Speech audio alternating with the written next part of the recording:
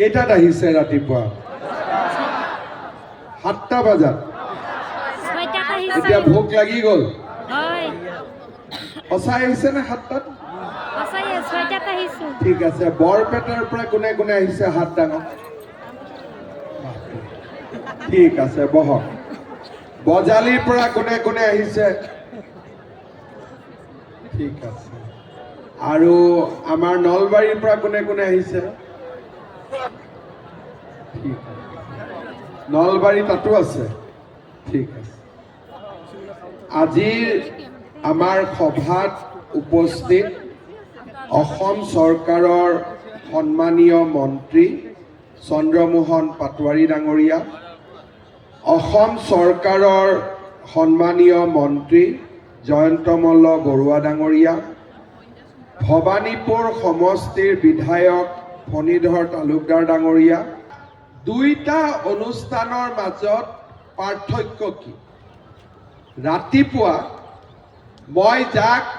appointment letter দিছিলোঁ তেওঁলোকক আপোনালোকে ভাবিব যে তেওঁলোক বেছি ভাগ্যৱান কাৰণ তেওঁলোকে এটা চৰকাৰী চাকৰি পাইছে কিন্তু যোনে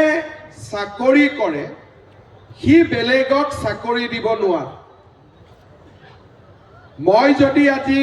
অসম চৰকাৰত তৃতীয় আৰু চতুৰ্থ বৰ্গৰ চাকৰিত সোমাও অহাকালি মোৰ অফিচত মই আৰু দুজন ল'ৰা ছোৱালীক চাকৰি দিব নোৱাৰো কিন্তু আজি চৰকাৰৰ অনুদান পাই আপোনালোকে যদি ব্যৱসায় আৰম্ভ কৰে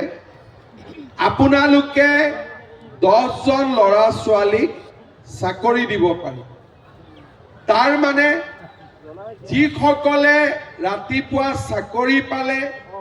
তেওঁলোক কৰ্মচাৰী হৈ থাকিব আৰু এতিয়া যোনে অনুদান পাব তেওঁলোকে নিয়োগ সৃষ্টিকাৰী বা মালিক হৈ থাকিব পাৰে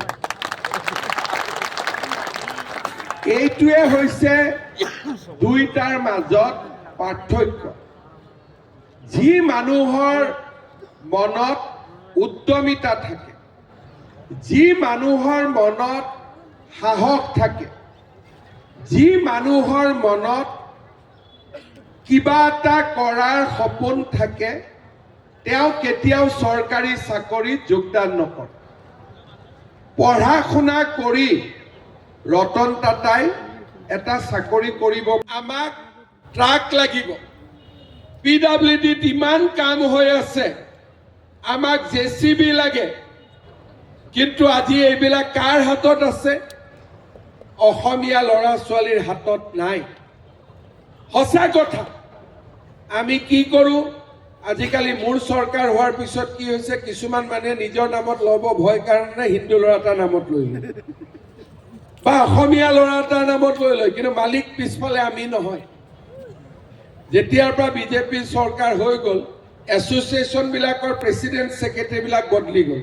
চব হিন্দু নামৰ হৈ গ'ল কিন্তু মেম্বাৰবিলাক আগৰ দৰে থাকিল এতিয়া আমাৰ চাপৰত 50,000